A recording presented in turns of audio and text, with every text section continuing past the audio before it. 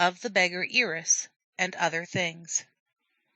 The same afternoon there came a beggar from the town, whom the young men called Irus, because he carried messages for them, giving him this name because it was Irus who took the messages of the gods. This fellow was very stout and tall, and a mighty man to eat and drink, but he was a coward. When he saw Ulysses sitting at the door of the palace, he said, "Old man, get away from that palace, or I will drag you from it. The young men would like me to do so now, but I think it a shame to strike an old man." Ulysses said, "There is room here for you and me. Get what you can. I do not grudge it you, but you do not make me angry, lest I should hurt you." But Irus thought to himself, "Here is a man whom I can easily get the better of," and he said, "Get away from your place, or else fight with me."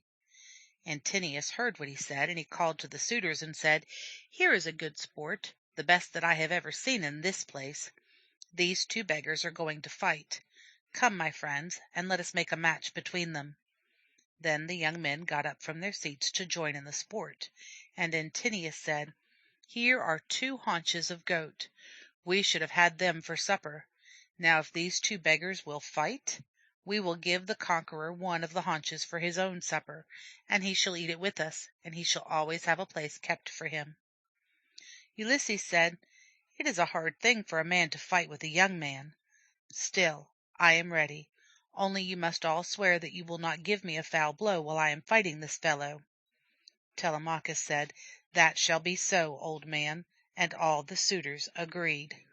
Then Ulysses made himself ready to fight, and when the suitors saw that his thighs, how strong and thick they were, and how broad his shoulders, and what mighty arms he had, they said to each other, "This is a strong fellow. There will be little left of Irus when the fight is over." As for Irus, when he saw the old beggar stripped, he was terribly afraid, and would have slunk away, but the young men would not suffer it. Antinous said, "How is this, Irus? Are you afraid of that old beggar? If you play the coward, you shall be put into a ship and taken to King Echetus, who will cut off your ears and your nose and give them to his dogs." So the 2 men stood up to fight, and Ulysses thought to himself, "Shall I kill this fellow with a blow, or shall I be content with knocking him down?" And this last seemed the better thing to do. First Irus struck Ulysses, but did not hurt him with his blow. Then Ulysses struck Irus, and the blow was on the man's jawbone, and Irus fell to the ground, and the blood poured out of his mouth. Then Ulysses dragged him out of the hall, and propped him against the wall of the courtyard, and put a staff in his hand, and said, "Sit there, and keep away dogs and swine from coming in at the door. But do not try to lord it over men, no, not even over strangers and beggars, lest some worse things should happen to you." Then Antinous gave Ulysses the goat's haunch, and another of the suitors, whose name was Amphinomus, took 2 loaves from the table and gave them to him. Also he gave him a cup of wine, and himself drank his health, saying, "Good luck to you, father, hereafter, for now you seem to have fallen on evil days." And Ulysses had a liking for the young man, knowing that he was better than his fellows, and he tried to give him a warning. So he said, "You have some wisdom, and your father, I know, is a wise man. Now listen to me. There is nothing in this world so foolish as man. When he is prosperous, he thinks that no evil will come near him. But when the gods send evil, then he can do nothing to help himself. Look at me. Once I was prosperous, and I trusted in myself and in my kinsfolk, and see what I am now. Trust not in robbery and wrong, for the gods will punish such things sooner or later. You and your fellows here are doing wrong to one who is absent, but he will come back some day and slay his enemies. Fly, therefore, while there is time, and be not here to meet him when he comes." So Ulysses spoke, meaning to be kind to the man, and the man felt in his heart that these words were true. Nevertheless he went on in the same way, for his doom was upon him that he should die. And now Athene put it into the heart of Penelope that she should show herself to the suitors, and this the goddess did for this reason. First, that the hearts of the young men should still be more lifted up in them with pride and folly, and next that they should be moved to give gifts to the queen, as will be seen, and thirdly, that the queen might be more honored by her husband and her son. So Penelope said to the old woman that waited on her, I have a desire now for the first time to show myself to the suitors, though they are quite as hateful to me as before. Also, I would say a word to my son, lest he should have too much to do with these wicked men, and that they should do him some harm. The old woman said, This is well thought, lady. Go and show yourself to the suitors, and speak to your son.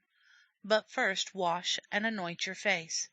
Do not let the tears be seen on your cheeks. It is not well to be always grieving. But the queen said, Do not talk to me about washing and anointing my face. What do I care how I look now that my husband is gone? But tell 2 of my maids to come with me, for I would not go among these men alone.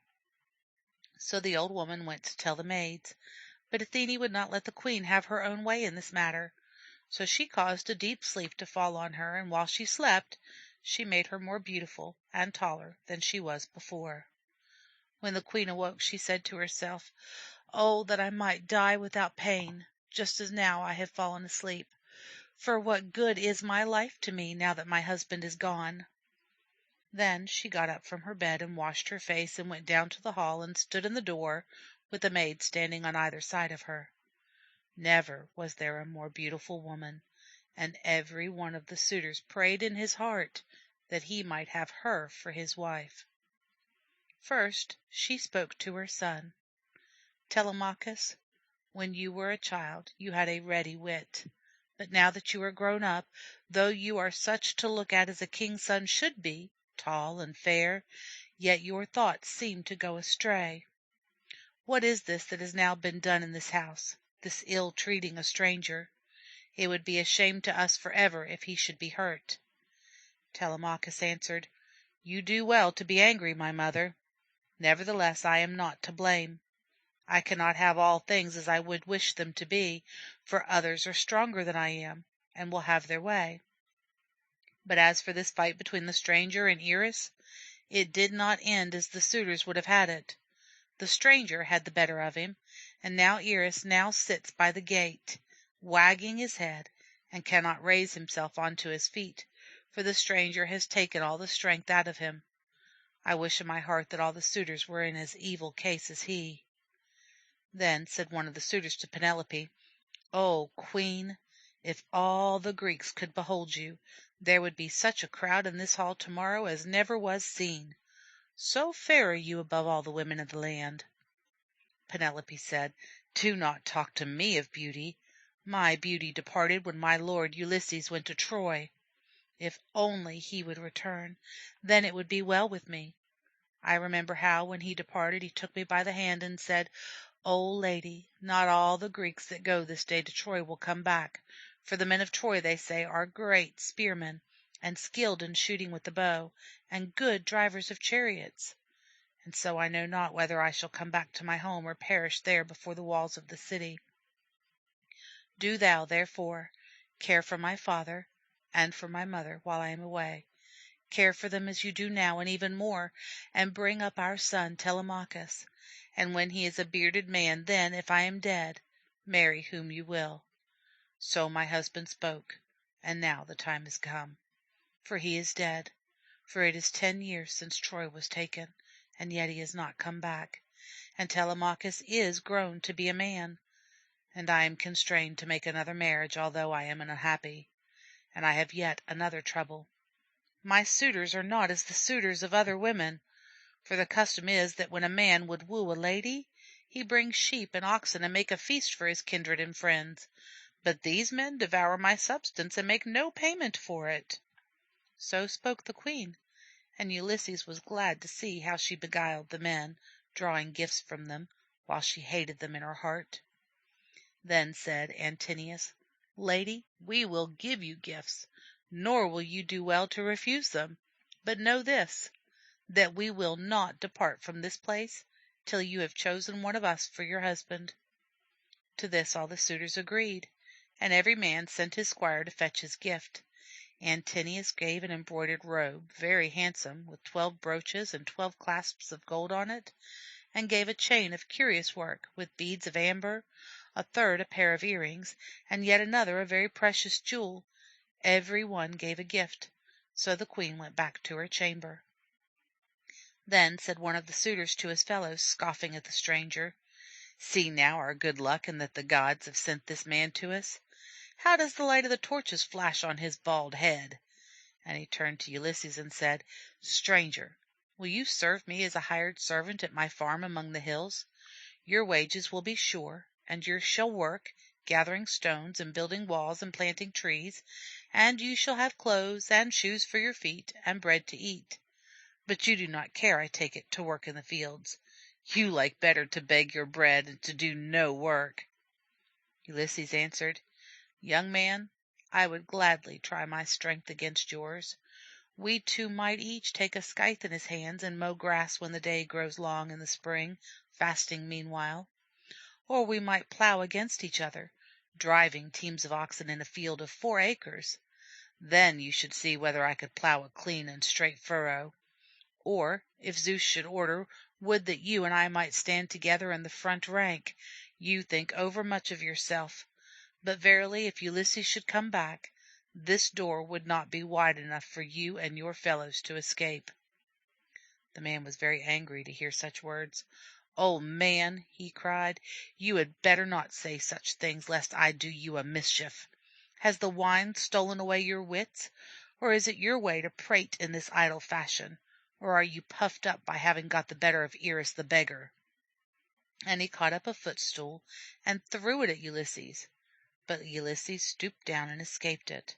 But the footstool struck a young man who was carrying round the wine, and hurt his hand so grievously that he fell back and lay on the floor groaning. Then said one of the suitors to his neighbor, "I wish this fellow would go away. Ever since he came hither there has been strife and quarrelling in this place. Now we shall have no more pleasure in the feast." But Telemachus said, "It is plain that you have had meat and drink enough. Now let us all go to rest." And they agreed and went away. Chapter 17